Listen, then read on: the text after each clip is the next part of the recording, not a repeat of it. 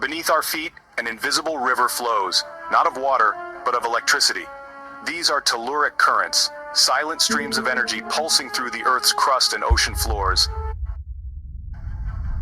Beneath our feet, an invisible river flows, not of water, but of electricity. These are telluric currents, silent streams of energy.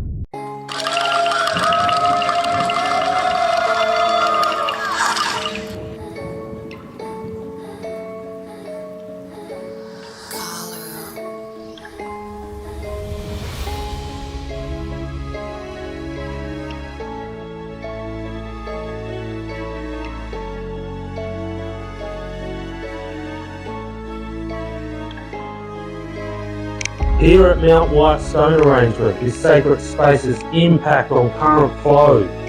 This is a wet, impure sandstone and has lower electrical resistivity and was a more significant conduit for telluric currents for the ancestors' energetic practices. This sacred space was deliberately tuned into Bummel, the earth, and powered by frequency. The earth, Bummel, and the ground, telluric resonance. Low frequencies energy which occur naturally here at Mount White Stone Arrangement. Telluric current was concentrated at this sacred space and was a space for the ancestors of the Sydney Basin ceremonial groups to induce their energetic activities. They were exploring geomagnetism and telluric currents and how they work with stone and resonant vibrations to charge those stones at this sacred space, which had various effects on life, country and consciousness.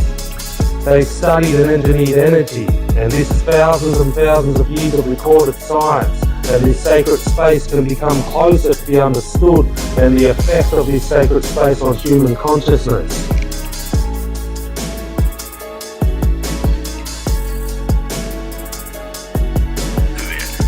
One thing I wanted to mention about these telluric currents is that before I found out about them and that specific terminology, telluric, I hadn't heard of it before, and then when I looked into it, I realised that actually it isn't pseudoscience at all. There's a whole scientific field, backing this up.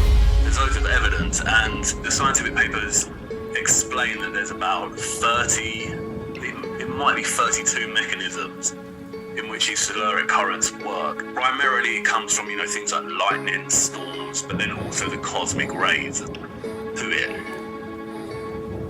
Here at Mount White Stone Arrangement, the surface was electrically conductive and Bummel's river of energy, telluric current. The sandstone resistivity varies. Moisture content, water within the pore spaces of the sandstone dramatically decreased its resistivity, making it more conductive. Composition, the presence of conductive components such as clay minerals and water films on grain surfaces lowers the overall resistivity. Porosity and permeability. Higher porosity and permeability correlate with higher water content, which in turn enhances conductivity. Telluric current travels through the Mount White sandstone. The flow is dependent on the sandstone electrical resistivity, which is influenced by its moisture content and the presence of conductive materials. Here at Mount White, the sandstone has higher water content and impurities like clays, conductive minerals and lower resistivity, and thus conducts telluric current more readily. They concentrated this energy at this sacred space because it was the practice of the Sydney Basin ceremonial groups to lift themselves into a higher consciousness, to connect with the spiritual realm directly. And they understood in their practices that every beat is light and sound. They understood resonance and frequency. That's what it's all about, because matter, mind and time is vibrational in nature. Because matter, mind and time is vibrational in nature. Matter, mind and time is vibrational in nature.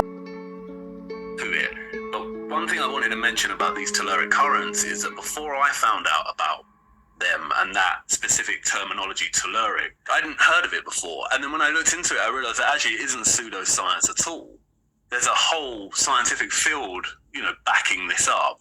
There's loads of evidence, and the scientific papers explain that there's about 32 mechanisms